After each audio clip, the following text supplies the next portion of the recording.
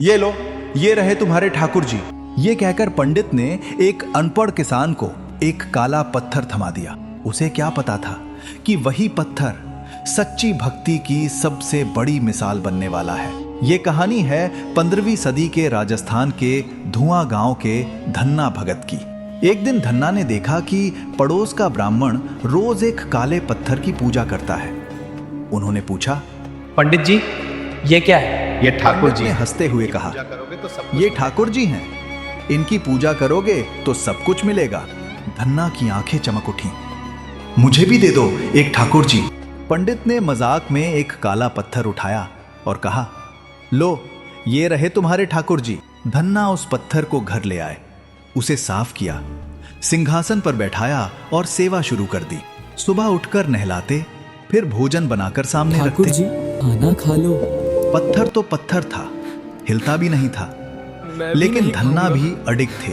जब तक आप नहीं खाओगे मैं भी नहीं खाऊंगा। एक दिन बीता, 2 दिन बीते, 3 दिन गांव वालों ने समझाया, पागल हो गए हो, पत्थर थोड़ी खाएगा।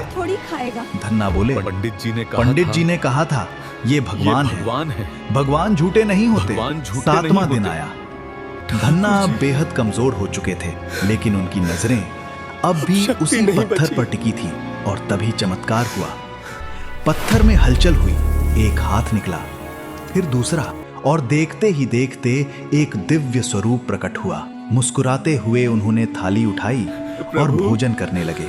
धन्ना, तेरी जिद के आगे मैं हार गया। जब पंडित को ये बात पता चली, वो दौड़ता हुआ आया और देखा सच में भगवान उस किसान के घर भोजन कर रहे हैं। प्रभु, ये क्या देख रहा हूँ मैं? पंडित चरणों में गिर पड़ा।